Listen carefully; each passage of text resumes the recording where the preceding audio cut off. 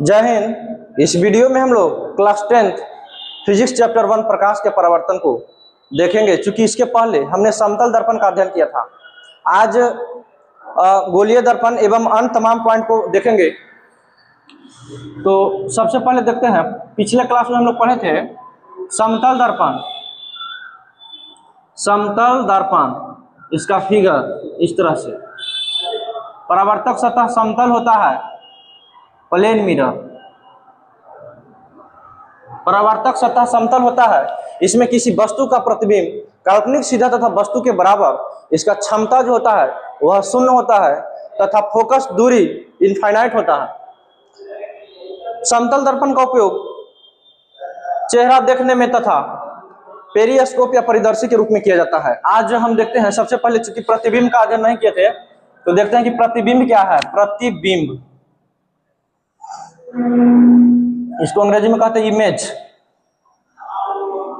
प्रतिबिंब क्या है? प्रतिबिंब जनरली है कि मान लिया जाए घर में मिरर होता है, तो मिरर में जब हम किसी वस्तु को दिखाते हैं तो उसका प्रतिबिंब मिरर के अकॉर्डिंग या तो सीधा या तो उल्टा, काल्पनिक, सीधा, वास्तविक किसी तरह से आता है, मिरर पर डिपेंड करता है। तो यहाँ जो है वो तो वास्तविकता हो गया, लेकिन यहाँ पढ़ना हमको कि प्रतिबिंब किसे कहते हैं। आखिर हमारा प्रतिबिंब दर्पण में बनता कैसे है? तो लिखेंगे जब दो से अधिक किरण जिस बिंदु पर कटता है मतलब वास्तविक प्रतिबिंब, और कटते हुए प्रतीत होता है उसे प्रतिबिंब कहते हैं। उसे प्रतिबिंब कहते हैं। यानी जब दो किरण जिस बिंदु पर कटेगा वहीं पे प्रतिबिंब बन जाएगा। मान लिया जाए एक किरण ये है और दूसरा किरण हमारा ये है, और दोनों भाई साहब कट गए वो बिंदु पे, तो वो बिंदु पर हमारा बन गया इमेज। वो बिंदु पर हमारा बन गया इमेज। ये हो गया हमारा वास्तविक। चूंकि वास्तविक किरण है इसलिए यहाँ पे बना वास्तविक प्रतिबिंब। अगर यह किरण काल्पनिक होता, इस तरह से, अगर यह किरण काल्पनिक होता, काल्पनिक कहने का मतलब है नहीं लेकिन हम लोग मान ले रहे हैं, काल्पनिक होता तो डॉट डॉट से दर्शाते हैं और यहाँ पे प्रतिबिंब बन गया तो इसको कहते हैं काल्पनिक प्रतिबिंब। प्रतिबिंब है नहीं लेकिन मान लिया गया है, काल्पनिक प्रतिबिंब। काल्पनिक हमेशा सीधा होता है और वास्तविक प्रतिबिंब उल्टा होता है, कुछ केसेस को छोड़कर। अब देखते हैं प्रतिबिंब कितने प्रकार के होते हैं। क्वेश्चन आएगा ऑब्जेक्टिव में, प्रतिबिंब कितने प्रकार के होते हैं? तो लिखेंगे कि प्रतिबिंब 2 प्रकार के होते हैं। प्रतिबिंब 2 प्रकार के होते हैं। 2 प्रकार के होते हैं। पहला क्या है? तो पहला हमारा हो गया वास्तविक प्रतिबिंब, और दूसरा हो गया काल्पनिक प्रतिबिंब। काल्पनिक प्रतिबिंब नाम से ही पकड़ लेना है, काल्पनिक प्रतिबिंब कल्पना करके बनाया हुआ है। काल्पनिक प्रतिबिंब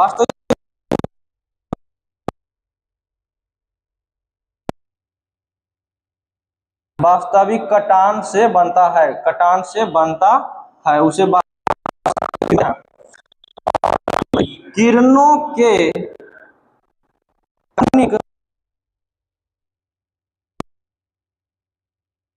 से बनता है, लेकिन दोनों का कंडीशन सेम है।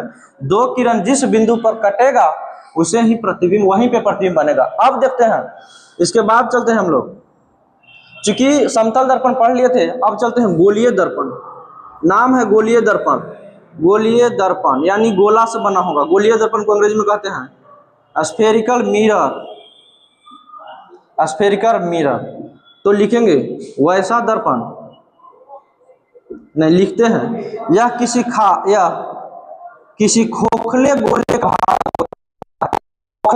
होता है, अंदर में कुछ भी नहीं रहेगा। यह खोखले होता है, गोले का भाग होता है, और यही बाद में जो है काट देने पर 2 भाग में हो जाता है, तो उत्तल और अवतल दर्पण बन जाता है। ये देखिए हमारा हो गया एक गोला, स्फीयर। तो कहीं ना कहीं इसका सेंटर होगा, केंद्र होगा, और केंद्र है तो केंद्र से परिधि तक के बीच के दूरी को, केंद्र से परिधि के बीच के दूरी को हम लोग कहते हैं रेडियस, त्रिज्या। गणित में, वृत्त में। अब देखिए, तो यहाँ मान लिया जाए कि वो है और यहाँ कोई बिंदु ए है और यहाँ कोई बिंदु बी है। ओ से लेके बी के बीच की दूरी को भी आर कहेंगे और ओ से लेके ए के बीच की दूरी को भी आर कहेंगे, क्योंकि रेडियस हमेशा सेम होता है। अब देखते हैं इसमें क्या होता है। ये पूरा जो है ए से बी के बीच की दूरी, इसको कहते हैं हम लोग principal axis.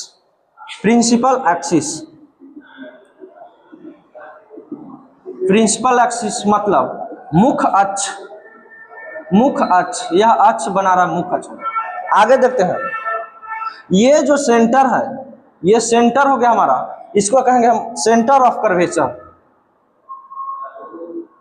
Centre of curvature, centre of curvature को हिंदी में कह दें तो इसको कहेंगे वक्रता केंद्र। वक्रता केंद्र। अब देखिए, ये रेडियस है तो इसको रेडियस ना कह के हम लोग कहते हैं रेडियस ऑफ कर्वेचर।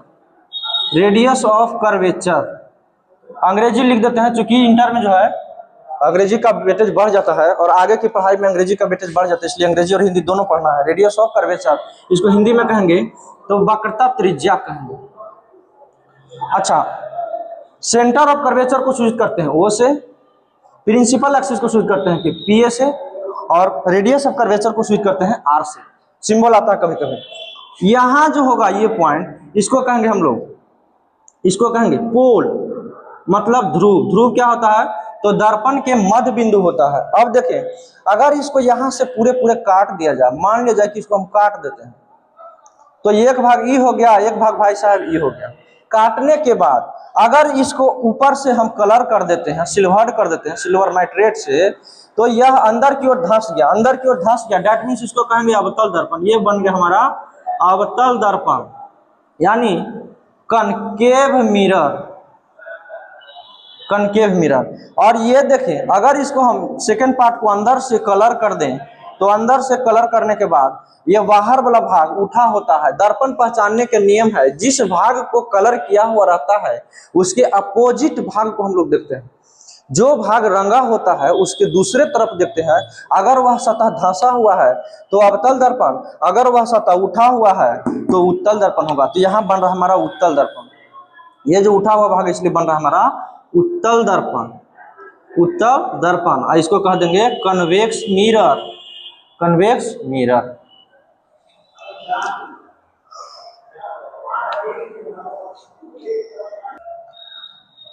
गोलीय दर्पण के बाद, गोलीय दर्पण, जैसा कि हम लोगों ने देखा कि गोलीय दर्पण दो भाग में होता है, तो लिखेंगे यहाँ कि गोलीय दर्पण दो प्रकार के होते हैं।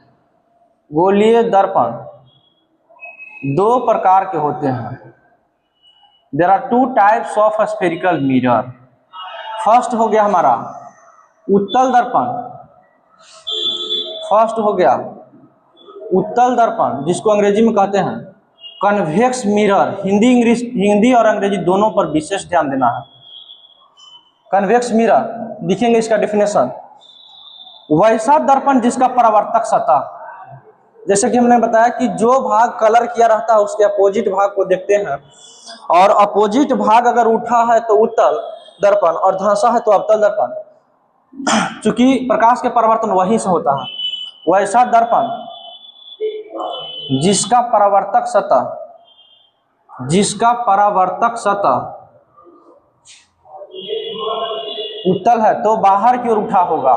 बाहर की ओर उठा को उभरा लिख देता है, उभरा होता है, उभरा होता है, उभरा को ही कहते हैं उठा होता है, उसे उत्तल दर्पण कहते हैं। उसे उत्तल दर्पण कहते हैं। और दूसरा हो गया अवतल दर्पण। इसको दूसरा नाम है अपसारी दर्पण।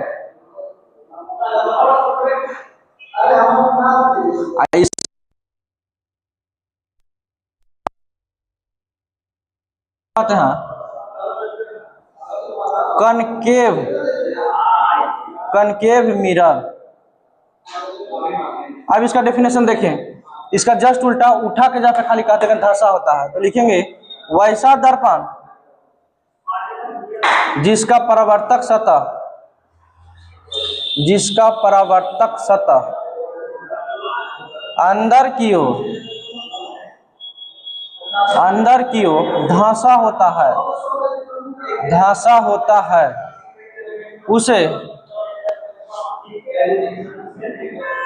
उसे अवतल दर्पण कहते हैं।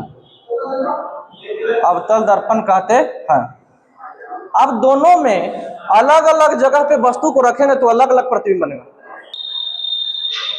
अब जो है अवतल दर्पण हो गया।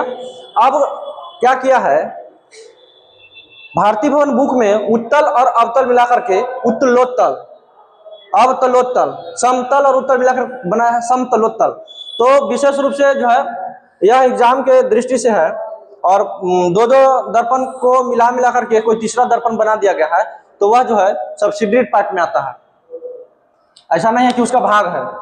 आगे देखें तो दर्पण में किरणों के परावर्तन के नियम, तो पहला नियम कहता है, सॉरी दोनों का जो है डायग्राम नहीं बना है। एक है उत्तल दर्पण, तो ये हो गया हमारा उत्तल दर्पण, अंदर से रंग दिए तो बाहर की रूठ गया, ये हो गया उत्तल दर्पण। और ये हो गया हमारा अवतल दर्पण, ये हो गया हमारा अवतल दर्पण, ये हो गया हमारा उत्तल दर्पण।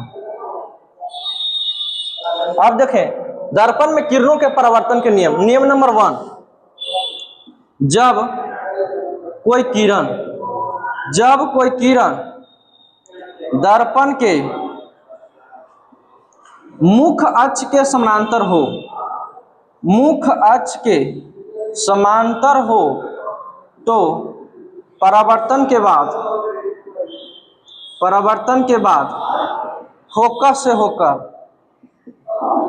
फोकस से होकर गुजरता है। डायग्राम इसका देखें,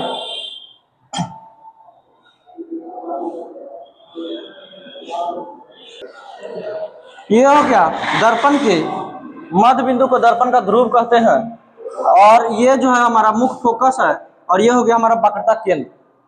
यहां से मुख्य अक्ष के समानांतर ये हो गया, मुख्य अक्ष के समानांतर कोई किरण मान लिया जाए कि AB जा रहा है, और दर्पण से परावर्तन के बाद यह मुख्य फोकस से होकर गुजरेगा, नियम नंबर 1 कहता है। यह याद रखने बात, क्योंकि प्रतिबिंब बनाने में इसका उपयोग होता है। ये हो गया हमारा अवतल दर्पण। अवतल दर्पण के मुख्य अक्ष के समानांतर AB नाम के कोई किरण है जो दर्पण से टकराने के बाद फोकस होकर गुजरता है, नियम नंबर 1। दूसरा कहता है जब कोई किरण दर्पण के ध्रुव से टकराता है, तो परावर्तन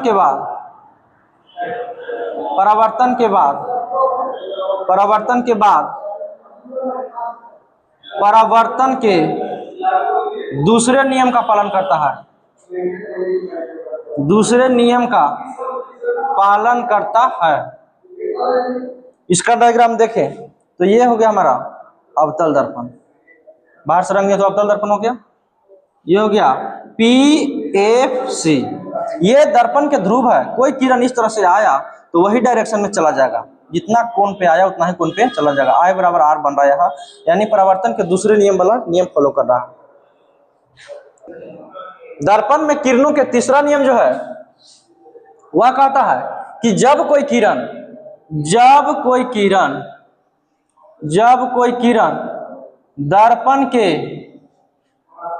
दर्पण के वक्रता केंद्र से होकर गुजरता है,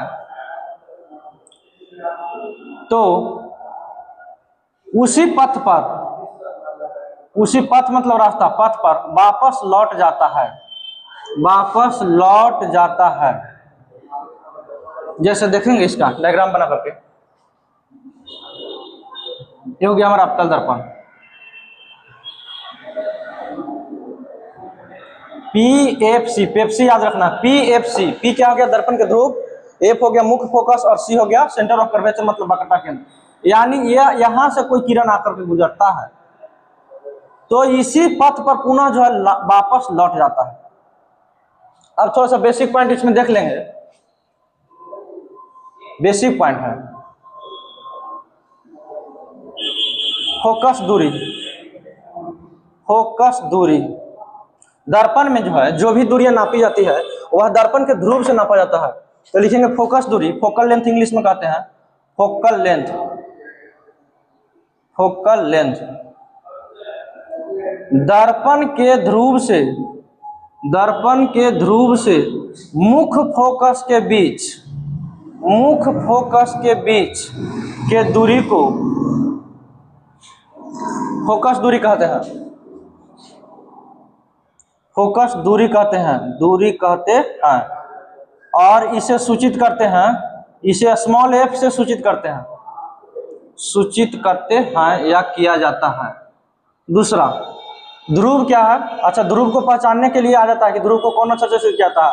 ध्रुव को अंग्रेजी में कहते हैं पोल, पोल के पहले लेटर पी है इसलिए सूचित करते हैं पी से। लिखेंगे दर्पण के मध्य बिंदु को, दर्पण के मध्य मतलब होता है बीच, मध्य बिंदु को दर्पण का ध्रुव कहते हैं, दर्पण का ध्रुव कहते हैं और सूचित करते हैं इसे पी से, याद रखना है। अगला पॉइंट है, अगला पॉइंट है वक्रता केंद्र। वक्रता केंद्र centre of curvature, centre of curvature, centre of curvature. केंद्र को, गोलीय दर्पण के केंद्र को,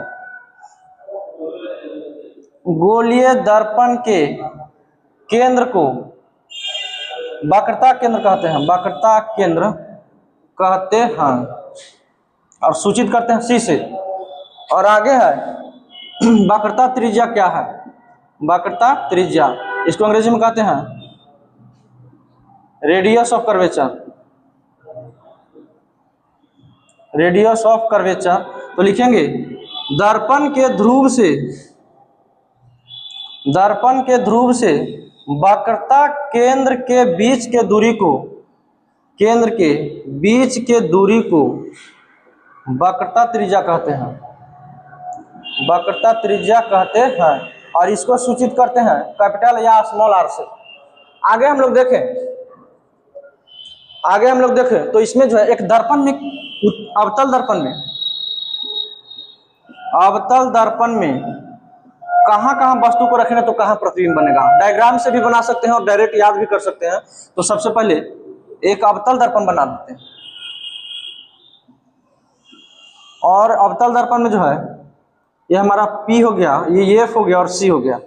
अब हम किसी वस्तु को यहाँ से इधर, यहाँ से जो वक्रता केंद्र के आगे की दूरी है ये अनंत हो गया, इनफाइनाइट।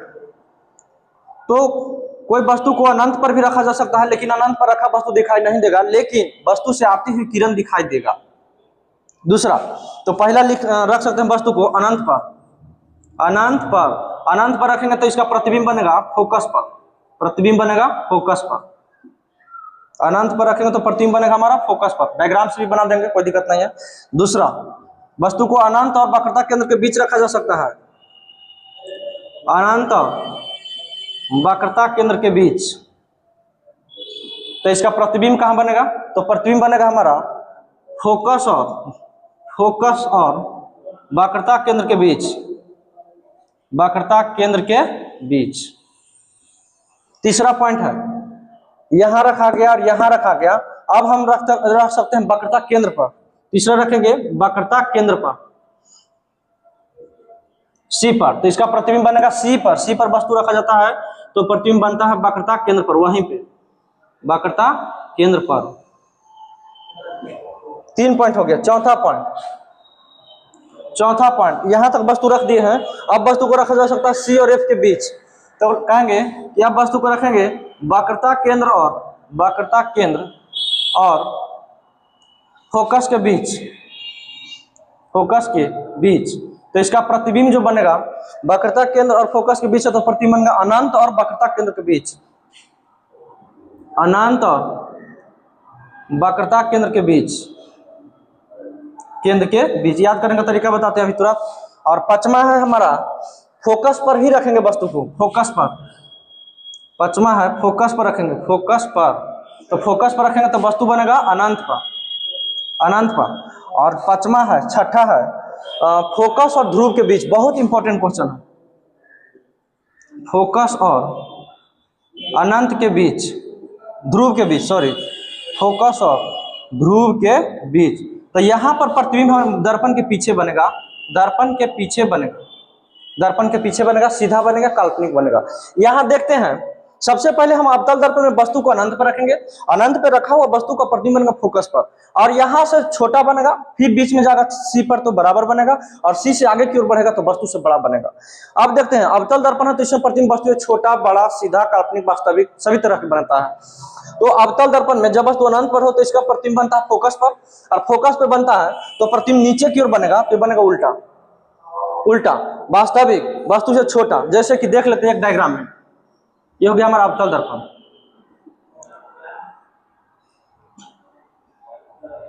जब वस्तु अनंत पर हो, वस्तु अनंत पर है तो लेकिन किरण तो आता हुआ प्रतीत होगा, यहां से गुजरेगा फोकस से, क्योंकि पहला लेंस के दर्पण के परिवर्तन के नियम है। दूसरा, जब कोई किरण, अच्छा यहां से गुजार देते हैं दूसरा, तो यहां जो फोकस से गुजरेगा, यानी इसका प्रतिबिंब कहां बन गया, दो किरण, एक किरण ये आया और एक किरण ये गया, दोनों किरण जो है फोकस पर कट गया तो प्रतिबिंब बन गया फोकस पर। वस्तु तो अनंत पर होगा तो कम से कम इतना बड़ा तो होगा ही, मुख अक्ष के समानांतर तो होगा, मुख अक्ष से पैरेलल इतना, और जो किरण आ रहा है उतना तो होगा।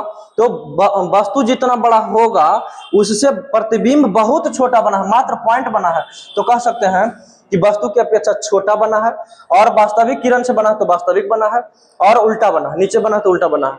तो अनंत पर आएगा तो फोकस पर बनेगा, फोकस पर बनेगा और उल्टा बनेगा, वास्तविक बनेगा और वस्तु छोटा बनेगा। दूसरा, अनंत और वक्रता केंद्र के बीच बनेगा, तो फोकस और वक्रता केंद्र के बीच, अनंत पर तो फोकस पर, अनंत पे था फोकस पर, और फोकस पर था अनंत पर, सी पर तो सी पर, याद रखना है, ये पॉइंट याद रखना है। अनंत पर तो फोकस पर तो अनंत पर, वक्रता केंद्र पर वस्तु रखा जाएगा तो वक्रता केंद्र पर ही प्रतिबिंब बनेगा।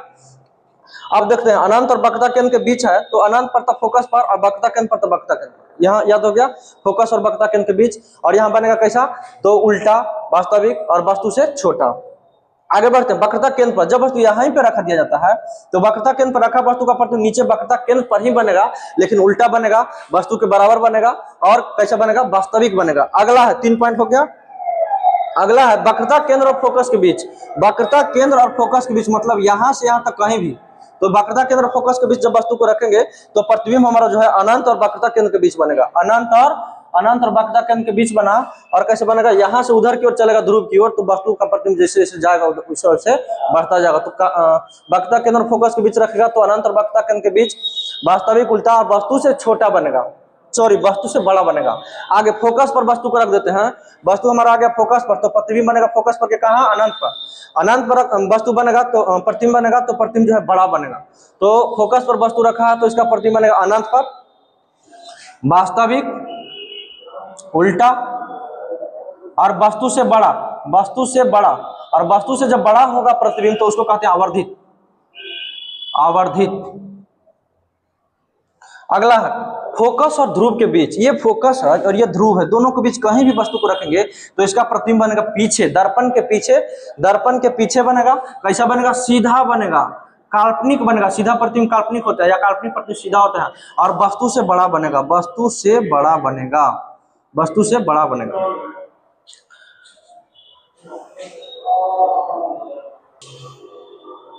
अवतल दर्पण में जैसा कि हम लोगों ने वस्तु के कहां कहां रखेंगे तो प्रतिबिंब कहां कहां बनेगा एक बार देख लेते हैं। तो यह है हमारा अवतल दर्पण। सबसे पहले ये P है, ये F है और ये C है।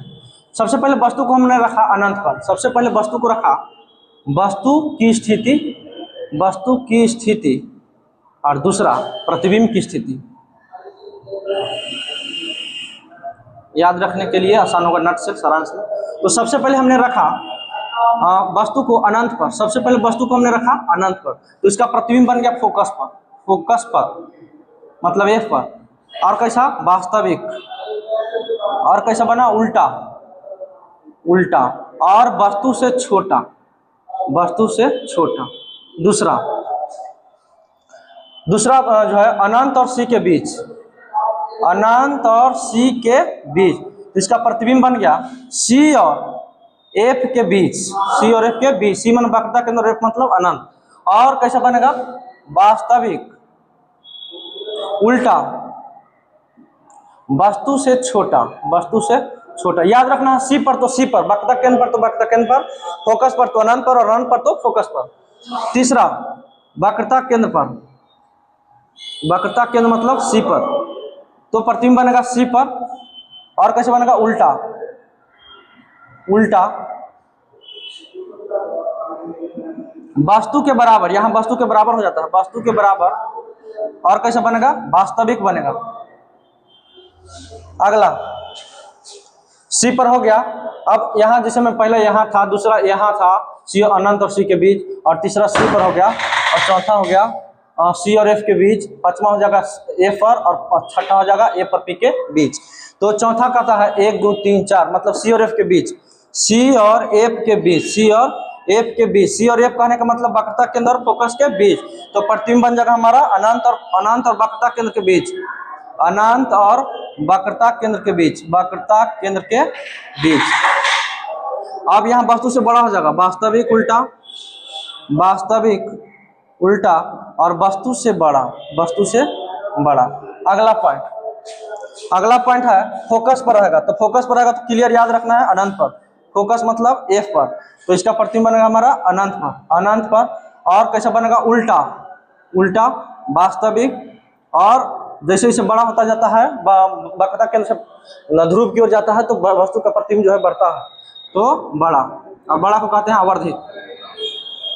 और छठा और अंतिम पॉइंट है इसमें कि जब वस्तु को हम रखेंगे एफ और पी के बीच, एफ और पी के बीच, एफ और पी के बीच, तो यहाँ जो है स्थिति दर्पण के पीछे बन जाता है, दर्पण के पीछे, दर्पण के पीछे सीधा, काल्पनिक और वस्तु से बड़ा, काल्पनिक और बड़ा, याद रखना है। अगला पॉइंट हम देखें तो इसमें कहता है उत्तल दर्पण। उत्तल दर्पण हमने पढ़ा था कि जब परावर्तक सतह जो है बाहर की ओर उभरा होता है तो उत्तल दर्पण कहते हैं। और उत्तल दर्पण में प्रतिबिंब की स्थिति देखें, उत्तल दर्पण प्रतिबिंब की स्थिति देखें, पी, एफ और एस सी। तो उत्तल दर्पण में वस्तु को जो है रखेंगे, वस्तु को हमेशा दर्पण के आगे रखते हैं, फ्रंट पर रखते हैं। वस्तु को कहाँ रखेंगे? अनंत और पी के बीच। तो कैसा बनेगा? पी और एफ के बीच बनेगा। यानी इसमें जो है उत्तल दर्पण में, उत्तल दर्पण में वस्तु के प्रतिबिंब हमेशा, याद रखना है, हमेशा सीधा, काल्पनिक और वस्तु से छोटा, और वस्तु से छोटा बनता है। याद रखना है किस दर्पण में वस्तु का प्रतिबिंब छोटा बनता है, हमेशा छोटा बनता है, उत्तल दर्पण। किस दर्पण में हमेशा काल्पनिक बनता है? उत्तल दर्पण। किस दर्पण में वस्तु के बराबर प्रतिबिंब होता है तो छोटा बनता है, तो उत्तल दर्पण। बराबर बनता है तो समतल दर्पण। और पूछेगा कि किस दर्पण में जो है काल्पनिक और सीधा, किस दर्पण में काल्पनिक हमेशा प्रतिबिंब बनता है, तो यहाँ हो जाएगा हमारा उत्तल दर्पण और समतल दर्पण दोनों। आगे देखें आवर्धन क्षमता। आवर्धन क्षमता इसको कहते हैं पावर ऑफ मैग्निफिकेशन। ये आवर्धन क्षमता क्या है? तो लिखेंगे प्रतिबिंब की ऊंचाई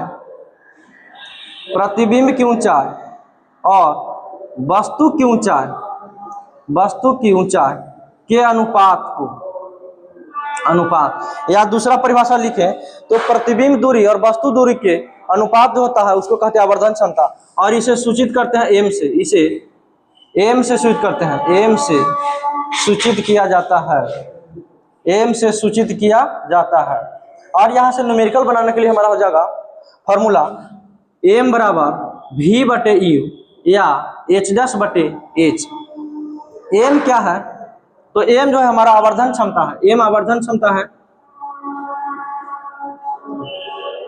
भी क्या है? तो भी प्रतिबिंब दूरी है, भी जो है वह प्रतिबिंब दूरी है, इमेज डिस्टेंस है। तो प्रतिबिंब दूरी क्या होता है? तो दर्पण के ध्रुव से प्रतिबिंब बनता है, वहां के बीच के दूरी को कहते हैं प्रतिबिंब दूरी। और यू हो गया हमारा वस्तु दूरी, यू हो गया वस्तु दूरी। यानी वस्तु दूरी क्या होता है? तो क्या होता है? ध्रुव से लेकर के और वस्तु जहां रखा हुआ है के बीच के दूरी को वस्तु दूरी कहते हैं। एच डैश क्या है? तो प्रतिबिंब की ऊंचाई है, प्रतिबिंब की ऊंचाई है। और एच है वस्तु की ऊंचाई है, वस्तु कितना ऊंचा है। ये हो गया हमारा। आगे चलते हैं। आगे चलते इसमें दर्पण सूत्र, जैसा कि हम लोग जो है मेरा मुस्कान स्टडी पॉइंट के जो चैनल है उसमें दर्पण सूत्र और F बराबर R/2 का जो है डेरिवेशन यानी प्रूफ किया हुआ है पहले से ही, तो उसमें जो है हम लोग जाकर के देख लेंगे। और विशेष रूप से अगर वीडियो का क्वालिटी अच्छा नहीं है तो वहाँ जो है 360 या 240 कर करके इसमें देख लेंगे। आगे कहता है दर्पण सूत्र, मिरर फॉर्मूला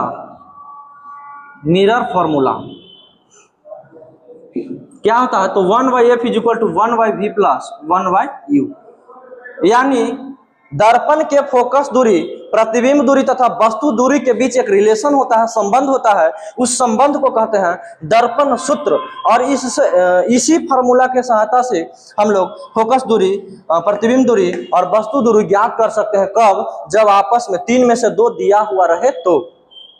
यह हो गया हमारा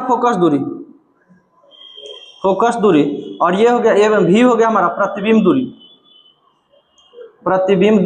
और u जो हो गया हमारा वह वस्तु दूरी हो गया। एकदम बढ़िया समझना है। आगे हम लोग चलें तो F बराबर R/2 यह भी प्रूफ किया हुआ है। तो F क्या होगा, जहां F जो होगा हमारा वह मुख्य फोकस हो गया या फोकस दूरी कह दे, फोकस दूरी हो गया, और R हो गया वक्रता त्रिज्या। अगर कह दे क्वेश्चन में कि यदि किसी दर्पण के फोकस दूरी 20 सेंटीमीटर, तो वक्रता त्रिज्या क्या होगा, तो हम लोग जानते हैं कि फोकस दूरी